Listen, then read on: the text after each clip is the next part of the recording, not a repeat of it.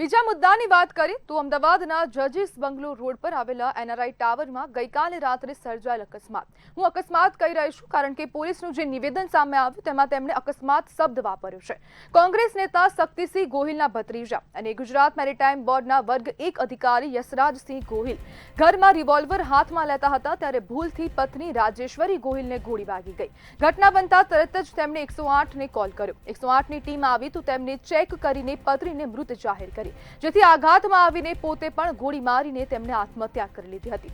હકીકતમાં રિવોલ્વર અકસ્માતે ફાયર થવી કુદરતી રીતે મુશ્કેલ છે કારણ કે ગોળી લોડ કરવી, સેફટી ખોલવી અને ટ્રિગર દબાવવું પડે છે. તેથી શંકા ઉદ્ભવે કે અકસ્માતે બંદૂકમાંથી કેવી રીતે ગોળી નીકળી શકે. જોકે પોલીસ તપાસ હાલ ચાલુ છે અને પોલીસ વધુ પણ માહિતી એકત્ર કરી રહી છે, તપાસ કરી રહી છે. પરંતુ હવે આ વાત ગળે ઉતરવી શક્ય નથી કારણ કે જો અકસ્માતે બંદૂકમાંથી ગોળી છૂટે તો તેમાં અનેક પ્રકારની જે સિસ્ટમ આવે છે, સેફટી લોક આવે છે, તેને પણ ખોલવું પડે છે, ટ્રિગર દબાવવું પડે છે અને કેવી રીતના આ ટ્રિગર દબાઈ ગયું, સેફટી લોક ખુલી ગયું અને ગોળી કેવી રીતના લોડ થઈ ગઈ તેને લઈને પણ અનેક પ્રશ્નો અહીંયા ઊભા થાય છે અને શંકા પણ ઉદ્ભવે છે.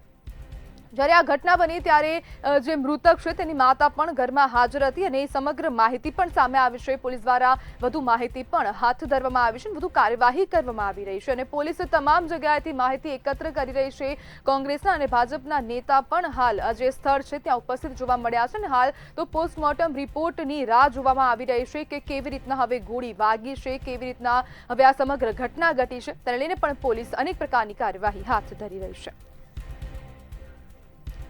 આપણી સાથે મનોચિકિત્સક એમ.જે. સોનારા જોડાઈ ગયા છે. સાહેબ, અચાનક આઘાત પછી વ્યક્તિનું માનસિક સંતુલન કેવી રીતના ખોરવાઈ જાય છે? હેલો. જી સોનારા સાહેબ. હા બોલો, તમે પ્રશ્ન સંભળાવો. સોનારા સાહેબ, જ્યારે અચાનક જ આવો આઘાત વ્યક્તિને લાગી જાય છે તો તેનું માનસિક સંતુલન કેવી રીતના ખરાબ થઈ જાય છે? આઘાત કયા પ્રકારનો આઘાત તમે કહેવા માંગો? જે આ એક જે આ જે ઇન્સિડન્ટ બને ઘટના જે આ ઘટના બની છે તેમાં કહેવામાં આવી રહ્યું છે કે જે મૃતક હતું તેને ભૂલથી ગોળી છૂટી ગઈ હતી ને તે બાદ તેની પત્નીનું મૃત્યુ થયું છે, તો તેને લઈને આ આઘાતની વાત કરું છું. હા, સાચી વસ્તુ છે. આઘાત એટલા માટે લાગી શકે છે જે જેનું સ્ટેટમેન્ટ એવું હતું કે એ ભૂલથી ગોળી વાગી ગઈ છે, બરાબર. તો જે સોશિયલ વેલ્યુ સાથે જોડેલું હોય છે કે ધારો કે હું ક્લાસ 1 ઓફિસર છું અને મારાથી આ ભૂલ કઈ થઈ અને લોકો સામે હું આગળ સામે કઈ એમની સામે જઈ શકીશ, કદાચ આવા થોટના કારણે, આઘાતના કારણે લોકોને કઈ મોં બતાવી શકીશ, એના કારણે કદાચ આ એમને પોતે પણ જે ડિપ્રેશનમાં આ સ્ટેપ લીધું હોય, પોતાને જ ગોળી મારી એ ટાઈપનું.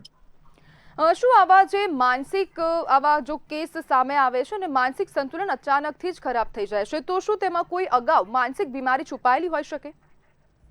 જો આ ટાઈપના જો આપણે ગન જે કહે છે વાયોલેન્ટ, જે બંદૂક દ્વારા જે આત્મહત્યા કરી અથવા તો હત્યા કરી, એ જોવા જઈએ તો જે વિકસિત દેશો જેવા છે, અમેરિકા છે, એવામાં વધારે બનતું હોય છે.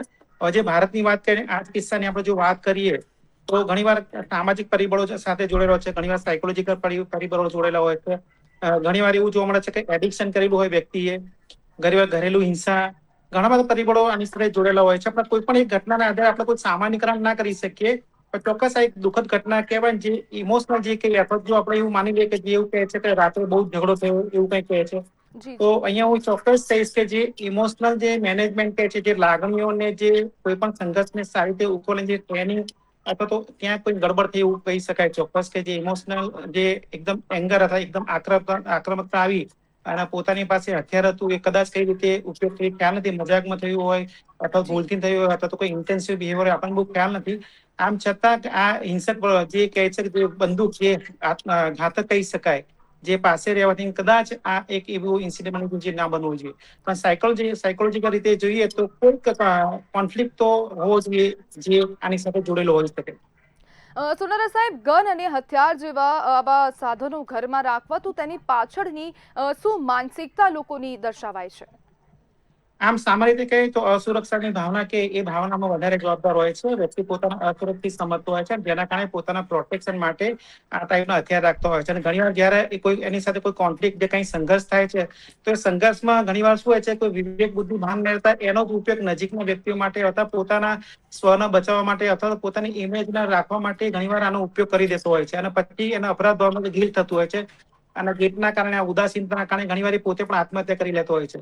તમે જો કે ઘણા દેશોમાં તમે આવા ઇન્સિડન્ટ બનતા હોય છે. ઘણીવાર સ્કૂલમાં કોઈ ગનધારી બંદૂક લઈને અંદર જતો રહે છે, ધડાધડ ગોળીઓ મારી દઈને પછી પોતે પણ એ સુસાઇડ કરી લેતો હોય છે. તો ઘણીવાર આ જોવા મળે છે કે જે ગન કલ્ચર અથવા તો જે હથિયારો પોતાની પાસે રાખવા એ ઘણીવાર વ્યક્તિ પોતાના નુકસાન કરે છે. અહીંયા ભારતમાં તો ખ્યાલ નથી, પણ અમેરિકામાં ઘણા બધા સ્ટડીઝ થયેલા છે. એમાં જોવા મળ્યું છે કે જે લોકો પોતાના આવા હથિયાર રાખતા હોય છે એમાં મોટા ભાગે જોવા જઈએ તો એ જ હથિયાર એમના આત્મહત્યા માટે બી એમાં ઉપયોગ કરી દેતા હોય છે. અને આમાં એવું જોવા મળ્યું છે કે તો હત્યા બી થઈ ગઈ છે અને ખૂન થઈ ગયું છે.